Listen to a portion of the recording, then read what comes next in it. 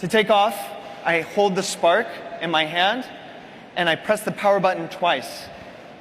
Spark starts looking for a pilot, and now that it recognizes me, it will automatically take off from my hand. Within seconds, I can get the spark in the air. Now, it's flying, but I need to control it. I want to angle it around to get just the right shot that I want.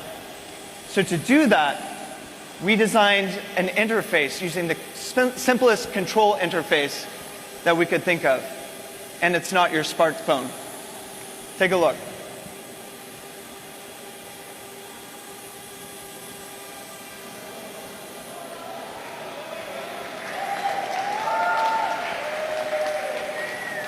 Just using my palm, I can move spark left, I can move it right, I can use it up and down, I can push it away from me, and I can pull it towards me.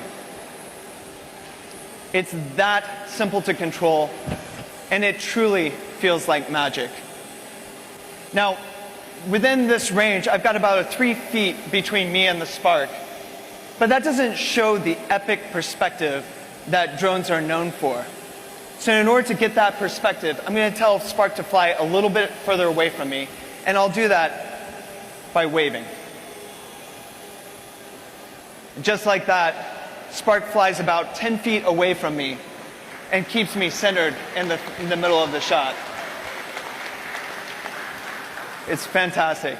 So I still want to be able to control my shot. This is maybe not the best background. I want to get those chandeliers captured behind me. So I'm just going to move. And Spark is actively tracking me as I move around so that I can choose the right scenery behind me. All right, this is the shot I want. And I'm going to take a picture just by doing this. Just like that, I've taken a picture. From takeoff to taking a picture, it's seconds. Now, I can still bring it back and land just by waving. This is using gesture control from start to finish to control the Spark's flight. And I'll land it just on my palm.